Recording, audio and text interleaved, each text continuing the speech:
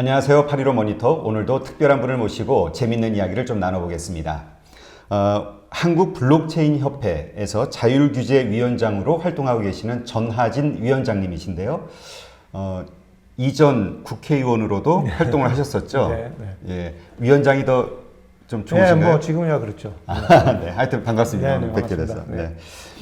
근데 지금 그러니까 이 암호화폐와 관련해서는 좀 극과 극의 의견이 있는 것 같아요. 하나는 미래, 우리 정말 성장할 수 있는 미래 4차 산업의 핵심 사업이다라는 분도 있고 또 하나는 많은 피해자를 양산시키는 뭐 네. 하나의 사기성에 불과한 아이템이다 이런 얘기도 있거든요. 네. 개인적으로 어떻게 생각하세요? 20년 전에 제가 한글과 컴퓨터 대표를 할 때, 그러셨죠. 예. 그 당시 이제 인터넷 시대가 온다라는 그런 책을 쓰기도 했었는데, 인터넷 시대에 돈 버는 이야기라는 책이었는데, 예, 그때 이제 제가 인터넷 시대가 온다는 얘기를 계속 하고 다녔어요. 네. 그리고 한글과 컴퓨터를 살리는 것도 역시 인터넷 시대가 오는데 한글과 컴퓨터를 어떻게 접목시킬 거냐라는 측면에서 이제 한컴을 살릴 수 있는 계기를 마련했거든요. 근데 그때도 또 역시 마찬가지로 지금과 같은 이런 버블 현상이 있었고 또 사기꾼도 많이 있었고 이제 이런 일들이 벌어졌었습니다. 그러면 수많은 기술이 이 세상에 탄생을 하는데 왜 유독 인터넷 때만 그런 버블 현상이 있고 블록체인 때 이런 버블 현상이 있느냐. 역설적으로 보면 이 기술이 그만큼 세상에 큰 임팩트를 준다는 것을 반증하는 거예요. 웬만한 기술 같으면 이런 버블 현상이나 사기꾼 집단이나 나타나지도 않습니다. 근데 굉장히 임팩트가 있는 기술이기 때문에 이런 버블 현상이 나타나는 건데, 인터넷 때도 수많은 뭐 사기 집단들도 있었고, 닷컴 기업 그러면 뭐 펀딩이 엄청나게 되고 뭐 그랬잖아요. 예, 묻지마 투자 원조죠. 예, 제가 한컴 대표를 맡을 때 한글과 컴퓨터 주식이 그 당시 이제 환산을 해보면 한 400원대, 500원짜리로 봤을 때 400원대였는데 1년 반 만에 그게 58,000원이 됐으니까. 그때 떼돈 보신 거 아니에요? 뭐 그때 돈을 좀 벌긴 했습니다만 그 이후에 또 한 2,500원까지 1년 만에 쭉 빠졌어요. 엄청나네요. 무섭네요, 진짜. 예.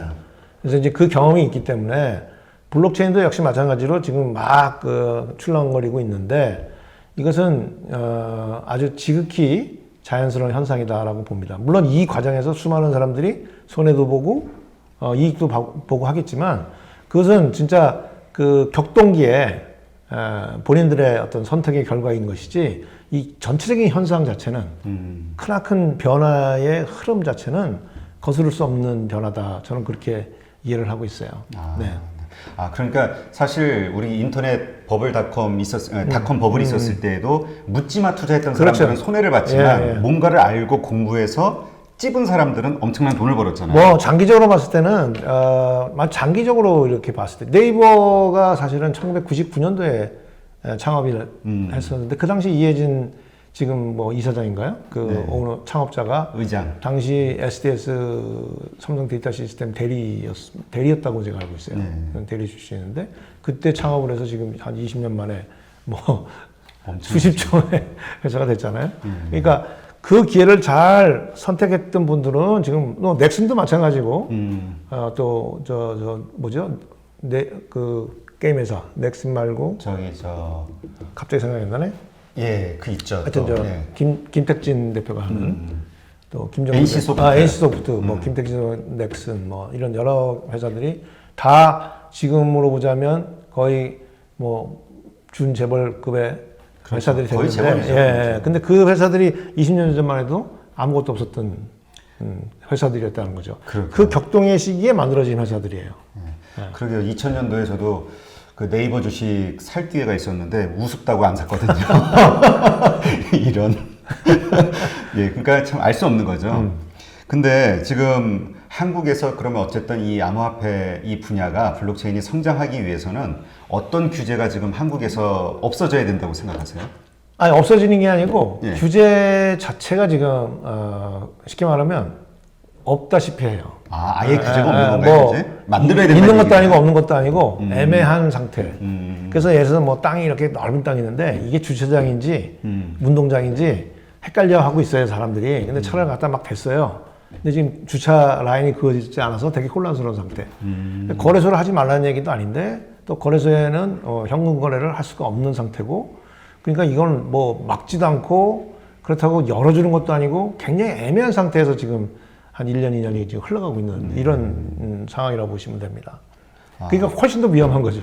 이게 더 위험할까요? 그렇죠. 왜냐하면 규제가 있으면 그 규제를 지키면서 뭔가를 할 텐데 투자하는 사람들이나 또 기업을 운영하는 사람들이라 규제가 이렇게 제대로 세팅이 안 돼 있으니까 애매모호하게 지금 이 거래소를 운영하고 또 블록체인 쪽에 일들이 지금 벌어지고 있다 하는 거죠. 그런 어떤 예측 불가능한 어떤 환경 때문에 사실 투자자들이 안심하고 투자하기도 그렇죠. 어렵고, 맞습니다. 그러니까 여러 가지 환경이 어려울 수 있겠네요. 이런 위험한 상황에서 지금 투자를 계속 하시는 거는 정말로 도박하는 거나 다름없다고 저는 그렇게 보는 그러니까 거예요. 오히려 저는 이제까지 정부가 어떤 규제를 철폐해야 된다라고 생각했는데 그게 아니라 합리적인 뭔가 그렇죠. 가이드라인을 만들어줘야 된다. 그렇죠.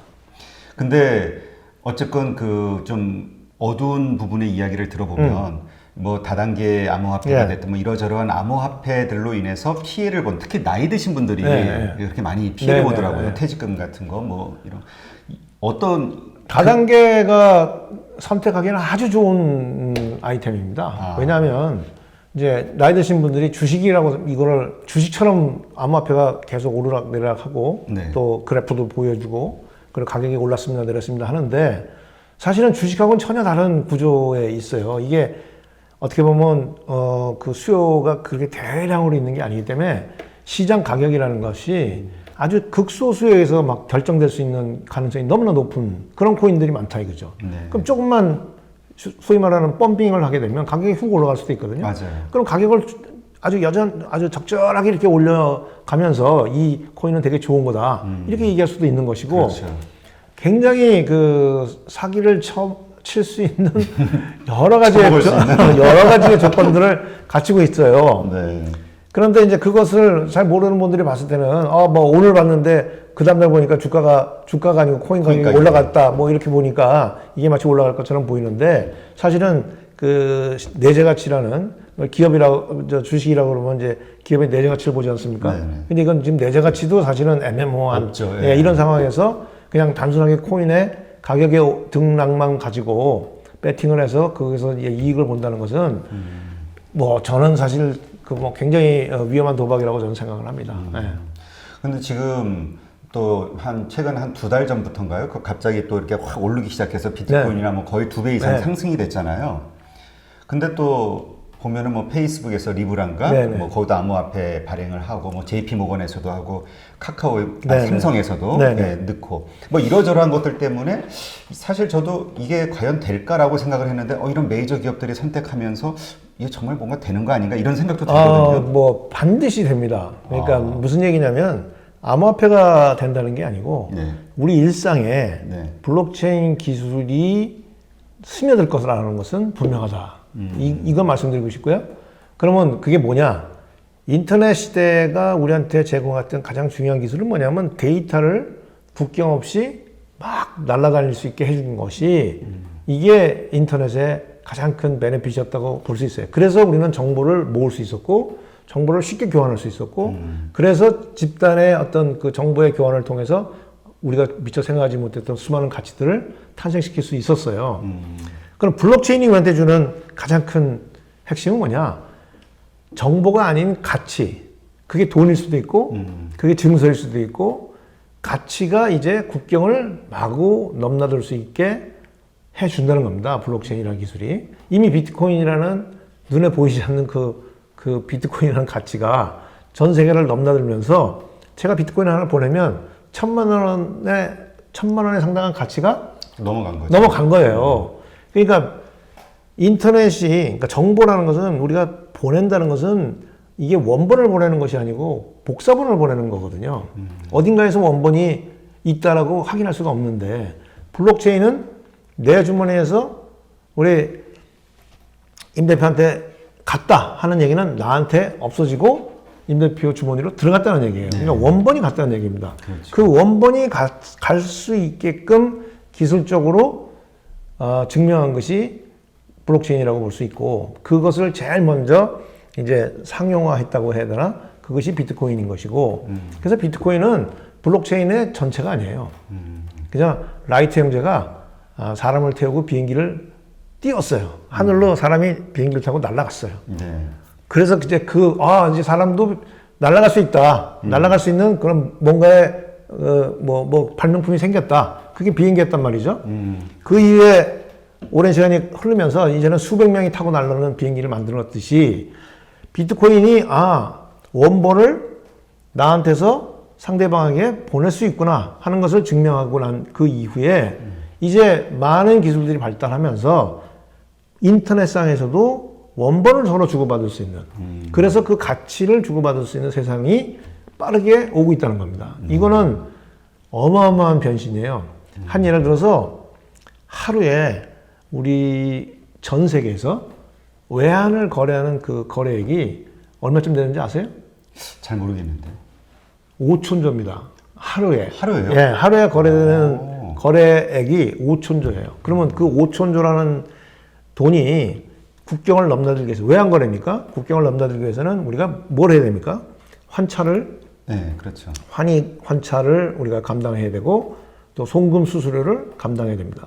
그 국경을 넘나들 때는 엄청나게 비싼 송금 수수료를 우리가 지불하면서 돈이 왔다 갔다 하거든요.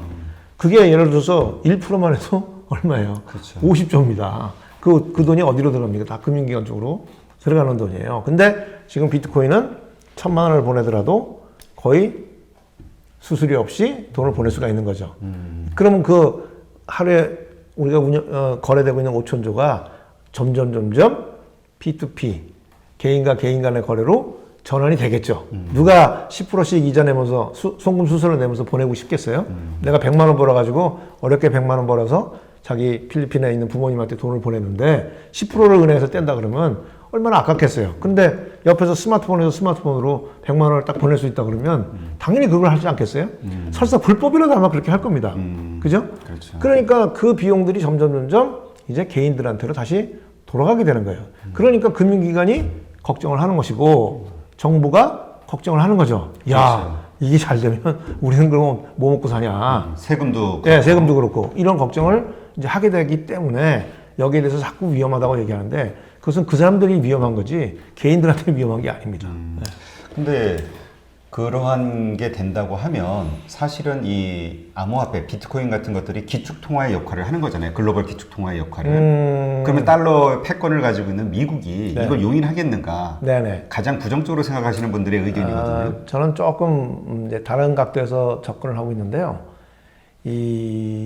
사실은 개인 간의 신용이라는 게 예를 들어서 우리 이렇게 한번 생각해 보자요. 지금의 우리 자본주의 경제라는 것은 누군가에서 이 화폐를 씀으로 해서 누군가에게 계속 뭔가 수수료를 지불해야 되고 이자를 지불해야 되고 인플레이션이 생겨서 가격이 디밸류에이션 되고 그걸 또 채우기 위해서 나는 더 노력을 해야 돼.